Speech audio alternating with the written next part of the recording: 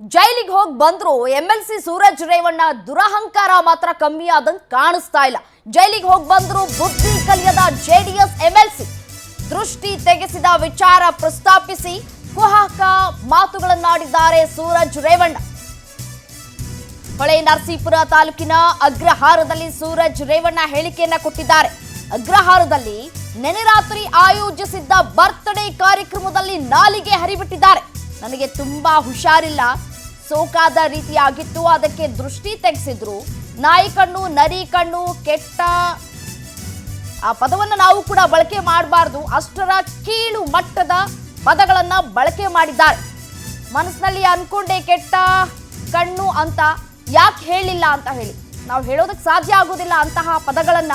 ಹಾಗಂತ ಮಹಿಳೆಯರ ಬಗ್ಗೆ ತಪ್ಪು ರೀತಿ ಮಾತನಾಡ್ತಾ ಇಲ್ಲ ಅಂತ ಸೂರಜ್ ಹೇಳಿಕೆಯನ್ನ ಕೊಟ್ಟಿರುವಂತದ್ದು.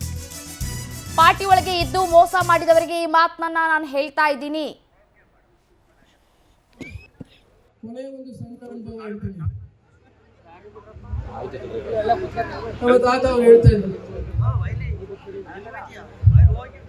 ಹಾಸನ ಜಿಲ್ಲೆಯಲ್ಲಿ ನನ್ನ ಅಭಿಪ್ರಾಯದಲ್ಲಿ ಯಾವ ಪಾರ್ಟಿ ಯಾವ ಪಕ್ಷವೂ ಇಲ್ಲ, ಇರೋದೇ ಎರಡು ಪಕ್ಷ. ಒಂದು ದೇವೇಗೌಡರು ಪರ, ಒಂದು ದೇವೇಗೌಡರು ವಿರುದ್ಧ ಅಂತ ಹೇಳಿದ್ರು. ನನಗೆ ಅದು ಈಗ ಅನುಭವ ಆಗ್ತಾಯಿದೆ. ಈ ಮೂರನೇ ಪಟ ನನಗೆ ಇನ್ನೂ ಗೊತ್ತಾಗಿರಲಿಲ್ಲ. ಈಗ ಮೊನ್ನೆ 2019 ಚುನಾವಣೆಯಲ್ಲಿ ಅನುಭವ ಆಗ್ತಾಯಿದೆ. ಯಾಕೆ ಈ ಮಾತನ್ನ ನೆನಪು ಮಾಡಿಕೊಂಡೆ ಅಂದರೆ, ನನಗೆ ಮೊನ್ನೆ ತುಂಬ ಹುಷಾರಿರಲಿಲ್ಲ, ಅದೇನೋ ಸೋಕಾದಂಗೆ ಆಗಿದೆ ಅಂದ್ಬಿಟ್ಟು ಅದ್ಯಾರೋ ಅದೇ ನಮ್ಮನ್ನು ಕರ್ಕೊಂಡ್ಬಂದು ದೃಷ್ಟಿ ತೆಗೆಸ್ತಾ ಇದ್ದೆ. ನಾಯಿ ಕಣ್ಣು, ನರಿ ಕಣ್ಣು,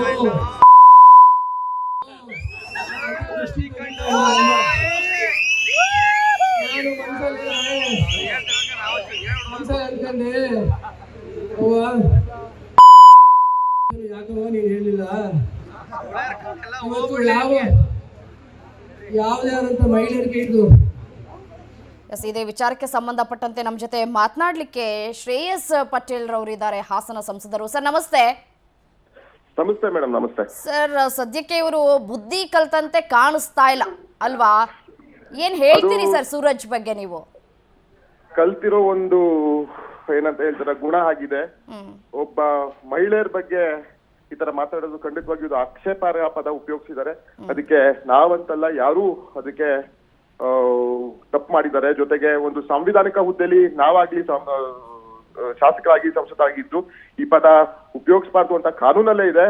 ಆದ್ರೂ ಇದು ಉಪಯೋಗಿಸಿ ಇವತ್ತು ಇಡೀ ನಮ್ಮ ಮಹಿಳಾ ಒಂದು ಸಮಾಜಕ್ಕೆ ಅವಮಾನ ಮಾಡುವಂತ ಕೆಲಸವನ್ನ ಮಾಡಿದ್ದಾರೆ ಮೇಡಮ್. ಮೊನ್ನೆ ಅಷ್ಟೇ ಒಂದು ಹೇಳಿಕೆಯನ್ನ ಕೂಡ ಕೊಟ್ಟಿದ್ರು ನಿಮ್ಮ ವಿಚಾರಕ್ಕೆ ಸಂಬಂಧಪಟ್ಟಂತೆ ಇಂಡೈರೆಕ್ಟ್ ಆಗಿ. ಕೊಡ್ಲಿ ಮೇಡಮ್. ಬಾಯಿ ಇರೋದೇ ಮಾತಾಡ್ಲಿಕ್ಕಲ್ವಾ, ನಾವು ಕೆಲಸ ಮಾಡಿ ತೋರ್ಸೋಣ. ಹೇಳಿಕೆಗೆಲ್ಲ ನಾವು ಉತ್ತರ ಕೊಟ್ಕೊಂಡು ಹೋದ್ರೆ ಅದಕ್ಕೆ ನನಗೂ ಹೋಗು ವ್ಯತ್ಯಾಸ ಇರಲ್ಲ. ಈ ರೀತಿಯಾದಂತಹ ಕೊಡುವಂತಹ ಹೇಳಿಕೆಗಳು ಇವರ ಸಂಸ್ಕೃತಿ ಯಾವ ರೀತಿಯಾಗಿದೆ ಅನ್ನೋದನ್ನ ತೋರಿಸುತ್ತಲ್ವಾ? ಅದು ನಡೆದು ಬಂದಿದ ಹಾದಿ ಗೊತ್ತಾಗ್ತದಲ್ಲ.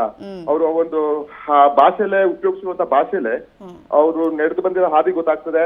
ಮತ್ತೆ ಆತಗೆ ಅಟ್ಲೀಸ್ಟ್ ಒಬ್ಬ ವೈದ್ಯರಾಗಿದ್ದಾರೆ, ಯಾವ ರೀತಿ ಮಾತಾಡ್ಬೇಕು ಅದು ಒಂದು ಕಾರ್ಯಕ್ರಮದಲ್ಲಿ ಅನ್ನೋದು ಕನಿಷ್ಠ ಪಕ್ಷ ಗೊತ್ತಿಲ್ಲದೆ ಇರುವಂತದ್ದು ದುರದೃಷ್ಟಕರ ಮೇಡಮ್.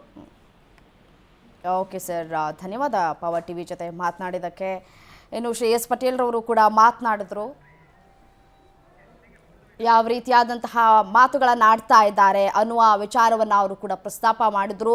ಅವರ ಸಂಸ್ಕೃತಿ ಏನು, ಅವರ ನಡೆದು ಬಂದಂತಹ ಹಾದಿ ಯಾವ ರೀತಿಯಾಗಿ ಇತ್ತು ಅನ್ನೋದ್ರ ಬಗ್ಗೆ ಕೂಡ ಅವರು ಮಾತನಾಡಿದ್ರು. ಜೈಲಿಗೆ ಹೋಗಿ ಬಂದರೂ ಕೂಡ ಸದ್ಯಕ್ಕೆ ಬುದ್ಧಿ ಕಲಿದಂತೆ ಕಾಣಿಸ್ತಾ ಇಲ್ಲ. ದೃಷ್ಟಿ ತೆಗೆಸಿದಂತಹ ವಿಚಾರವನ್ನು ಇಲ್ಲಿ ಪ್ರಸ್ತಾಪ ಮಾಡುವಂತಹ ವಿಚಾರ ಏನಿತ್ತು ಅನ್ನುವಂತಹ ಪ್ರಶ್ನೆ. ಕೊನೆ ಒಂದು ಸಣ್ಣ ಅನುಭವ ಹೇಳ್ತೀನಿ. ನಮ್ಮ ತಾತ ಅವ್ರು ಹೇಳ್ತಾ ಇದ್ರು, ಹಾಸನ ಜಿಲ್ಲೆಯಲ್ಲಿ ನನ್ನ ಅಭಿಪ್ರಾಯದಲ್ಲಿ ಯಾವ ಪಾರ್ಟಿ ಯಾವ ಪಕ್ಷವೂ ಇಲ್ಲ, ಇರೋದೇ ಎರಡು ಪಕ್ಷ. ಒಂದು ದೇವೇಗೌಡರು ಪರ, ಒಂದು ದೇವೇಗೌಡರು ವಿರುದ್ಧ ಅಂತ ಹೇಳಿದ್ರು. ನನಗೆ ಅದು ಈಗ ಅನುಭವ ಆಗ್ತಾಯಿದೆ. ಈ ಮೂರನೇ ಪಟ ನನಗೆ ಇನ್ನೂ ಗೊತ್ತಾಗಿರಲಿಲ್ಲ. ಈಗ ಮೊನ್ನೆ 2019 ಚುನಾವಣೆಯಲ್ಲಿ ಅನುಭವ ಆಗ್ತಾಯಿದೆ. ಯಾಕೆ ಈ ಮಾತನ್ನ ನೆನಪು ಮಾಡಿಕೊಂಡೆ ಅಂದರೆ, ನನ್ನ ಮನೆ ತುಂಬ ಹುಷಾರಿಲ್ಲ, ಅದೇನೋ ಸೋಕಾದಂಗೆ ಆಗಿದೆ ಅಂದ್ಬಿಟ್ಟು ಅದ್ಯಾರೋ ಹಳೆ ನಮ್ಮನ್ನು ಕರ್ಕೊಂಡ್ಬಂದಿದ್ದು.